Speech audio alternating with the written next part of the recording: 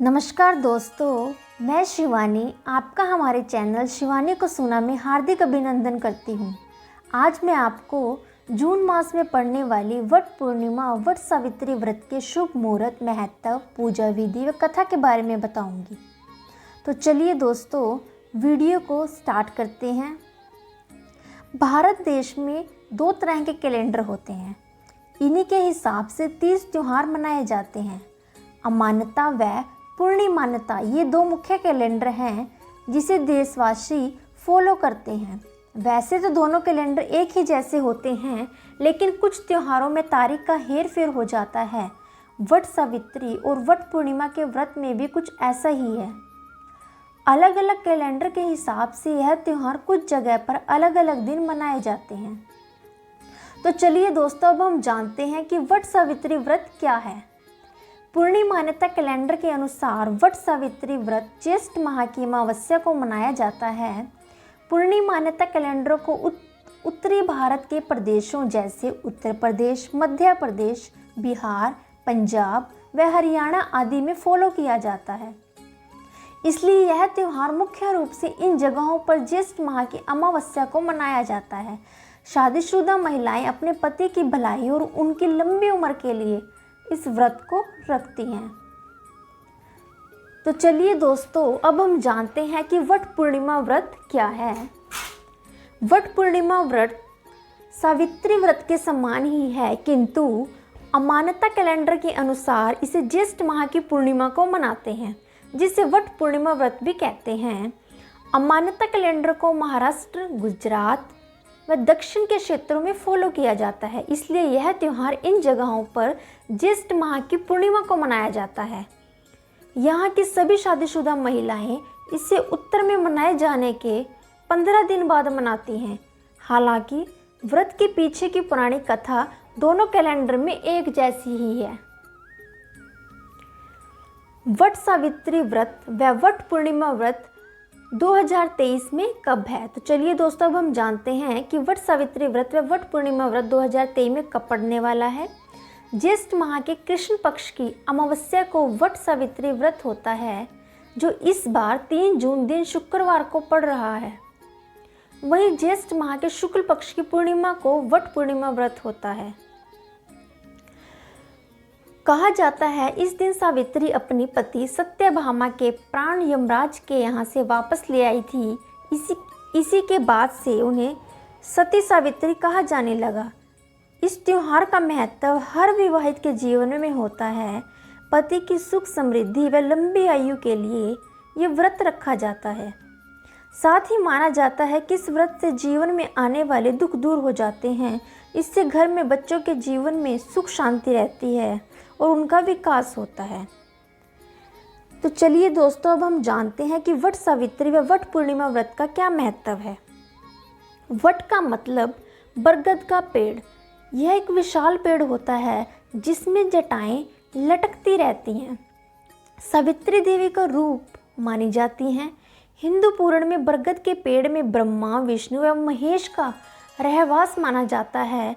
इस वृक्ष की जड़ में ब्रह्मा रहते हैं, बीच में विष्णु व ऊपरी सामने के भाग में शिव होते हैं।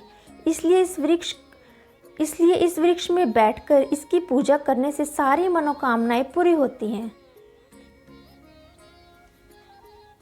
अश्वपति नाम का सच्चा ईमानदार राजा हुआ करता था। उसके जीवन में सभी तरह का ऐशो आराम, सुख शांति थी। बस एक ही कष्ट था, उसका कोई बच्चा नहीं था। वह एक बच्चा चाहता था। उसका कोई बच्चा नहीं था, वह एक बच्चा चाहता था, जिसके लिए उसे सबने कहा कि वो देवी सावित्री की आराधना करे, वो उसकी मनोकामना पूरी करेंगी। बच्चे की चाह में वह पूरे 18 वर्ष तक कठिन तपस्या करता रहा। उसके कठिन ताप को देख देवी सावित्री खुद उसके पास आई और उसे एक बेटी का वरदान दिया, जिसका नाम सावित्री रखा गया। जब ये लड़की बड़ी हुई और युवावस्था में पहुंची तो खुद अपने लिए अच्छे जीवन साथी को तलाशने लगी, जिसके बाद उसे सत्यभामा मिले। लेकिन सत्यभामा की कुंडली के अनुसार उसका जीवन अधिक नहीं था। उसकी 1 साल में मृत्यु लिखी थी। सावित्री अपने पति सत्यभामा के साथ एक बार बरगद के पेड़ के नीचे बैठी थी। सावित्री की गोद में सर रखकर सत्यभामा लेटे हुए थे। तभी उनके प्राण लेने के लिए यमलोक के राजा यमराज अपने दूत को भेजते हैं, लेकिन सावित्री अपने प्रिय पति के प्राण देने से इनकार कर देती है। यमराज कई लोगों को भेजते हैं, लेकिन सावित्री किसी को भी अपने पति के प्राण नहीं देती है। तब खुद यमराज उसके पास जाते हैं और सत्यभामा के प्राण मांगते हैं। सावित्री के मना करने पर वे उसे इसके बदले में वरदान मांगने को कहते हैं। सावित्री अपने सास ससुर की सुख शांति मांगती है, जो यमराज उसे दे देते हैं, लेकिन इसके बाद भी सावित्री अपने पति को नहीं छोड़ती और साथ में जाने को बोलती है, जिसके बाद अपने माता पिता की सुख समृद्धि मांगती है। यमराज वो भी मान जाते हैं, लेकिन सावित्री फिर भी उनके पीछे पीछे उनके आवास में जाने लगती है। तब यमराज आखिरी इच्छा उससे पूछते हैं। तब वो उनसे एक बेटा मांगती है। यमराज ये भी मान जाते हैं, लेकिन सावित्री इस वरदान के द्वारा यमराज से चालाकी करती है। वो बोलती है, बिना पति के उसे बेटा कैसे मिल सकता है। यमराज कुछ नहीं बोल पाते, लेकिन सावित्री के सच्चे प्यार को वो समझ जाते हैं। यमराज सावित्री के प्रयास को देख खुश होते हैं और सत्यभामा की आत्मा उसके शरीर में वापस भेज देते हैं। इसके साथ ही दुनिया इन्हें सती सावित्री के नाम से जानने लगती है और यहाँ से वट सावित्री का त्योहार मनाया जाने लगा। वट सावित्री व वट पूर्णिमा मनाने का तरीका। वट सावित्री व्रत का महत्व करवा चौथ व्रत के महत्व के समान ही होता है। वट सावित्री के व्रत में कई लोग 3 दिन का उपवास रखते हैं।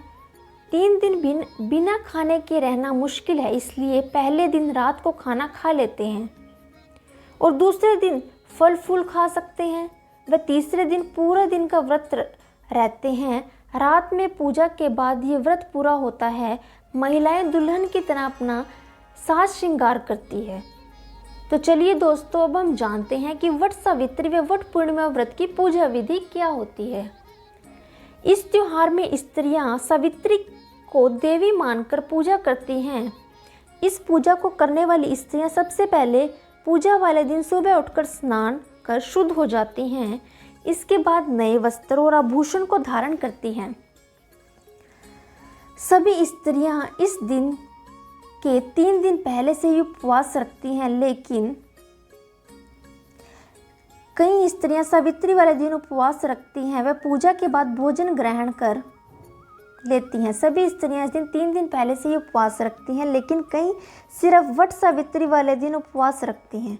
वे पूजा के बाद भोजन ग्रहण कर लेती हैं। यह पूजा वट के वृक्ष के नीचे होती है, अतः वृक्ष के नीचे एक स्थान को अच्छे से साफ करके वहां पर सभी आवश्यक पूजन सामग्रियों को रख देते हैं। इसके बाद सत्यवान और सावित्री की मूर्तियां निकालकर उसे वट वृक्ष के जड़ में स्थापित किया जाता है एवं इन मूर्तियों को लाल वस्त्र अर्पित करते हैं। एक बांस की टोकरी लेते हैं, उसमें 7 तरह के अनाज रखते हैं, जिसे कपड़े के 2 टुकड़े से ढक देते हैं। एक दूसरी बांस की टोकरी में देवी सावित्री की प्रतिमा रखते हैं, साथ में धूप दीप कुमकुम अक्षत मोली आदि पूजा की सामग्री रखते हैं।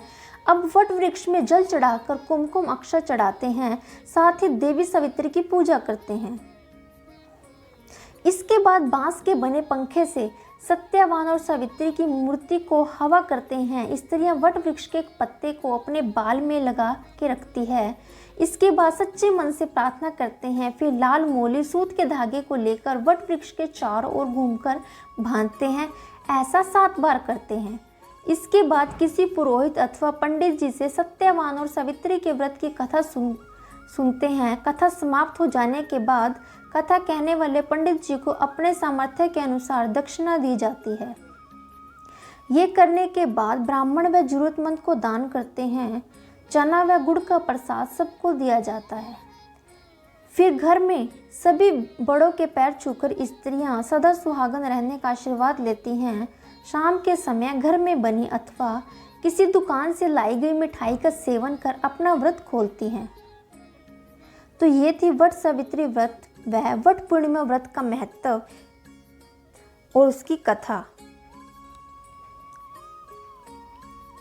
तो ये थी हमारी आज की वीडियो। अगर आपको हमारी यह वीडियो अच्छी लगी हो तो चैनल को लाइक, शेयर और सब्सक्राइब ज़रूर करें। और अगर आपने अभी तक हमारे चैनल को सब्सक्राइब नहीं किया है तो चैनल को सब्सक्राइब ज़रूर करें। उसके साथ साथ घंटी वाले बटन को भी ज़रूर दबाएं ताकि आने वाली हर वीडियो की अपडेट आपको टाइम से मिलती रहे। धन्यवाद।